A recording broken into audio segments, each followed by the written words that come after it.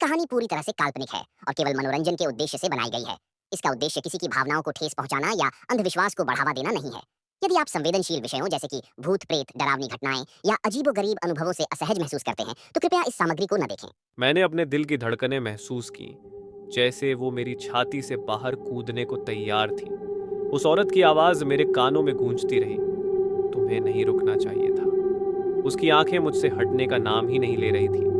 मैंने बिना एक पल सोचे अपनी नजरें मिरर से हटाई और सड़क पर ध्यान केंद्रित करने की कोशिश की। यह सच नहीं हो सकता, मैंने खुद से बुदबुदाया। क्या ये मेरे दिमाग का खेल था, थकावट का असर? लेकिन रियर व्यू मिरर में दिख रही उसकी मौजूदगी इतनी अजीब थी कि उसे नजरअंदाज करना असंभव था। मैंने गाड़ी की रफ्तार और बढ़ा दी, जैसे जितनी तेज मैं चलाऊंगा उतना ही जल्दी उससे छुटकारा पा सकूंगा। सड़क के दोनों ओर के पेड़ अब तेजी से पीछे छूटने लगे, परंतु वह वही थी, एकदम शांत, बिना हिले डुले, बस मुझे देखती रही। कौन हो तुम?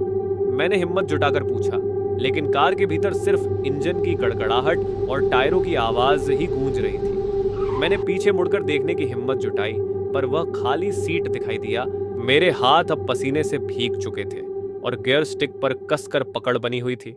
तभी अचानक मैंने महसूस किया कि गाड़ी का हैंडल मुझसे खींचा जा रहा है। मेरी कार नियंत्रण खोने लगी, जैसे कोई और इसे चला रहा हो। मैंने पूरी ताकत से स्टीयरिंग को वापस खींचने की कोशिश की, लेकिन मेरी उंगलियां उसके चंगुल से फिसलती जा रही थी। कार अब तेजी से सड़क पर लहराने लगी थी।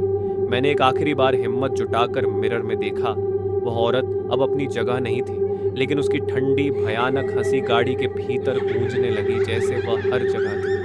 अब रुकने का कोई फायदा नहीं। उसकी आवाज फिर से आई, जैसे वह मेरे कानों के ठीक पास फुसफुसा रही हो। अचानक कार एक झटके के साथ मुड़ी और मेरे सामने एक विशाल पेड़ की झलक दिखी। मैंने ब्रेक दबाने की कोशिश की, पर पैर ब्रेक पैडल पर नहीं जा पाए, जैसे किसी अदृश्य ताकत ने मेरे हर कदम को नियंत्रित कर लिया। धड़ाम, अंधेरा, एकदम सन्नाटा। जब मैंने आंखें खोली तो चारों तरफ सिर्फ घने पेड़ थे। मेरी कार पेड़ से टकरा चुकी थी, बोनट चकनाचूर हो चुका था। मैं बुरी तरह घायल था, दर्द से कराहते हुए मुश्किल से हिला। लेकिन तभी मैंने उसे फिर देखा। वह औरत मेरे ठीक सामने खड़ी थी, इस बार और भी करीब। वह मेरे पास झुकी, उसके चेहरे पर वही ट्विस्टेड मुस्कान। तुमने मुझे रास्ते पर रोका, अब मैं तुम्हारे साथ हूं, हमेशा। और फिर अचानक मेरी आंखों के आगे अंधेरा छा गया।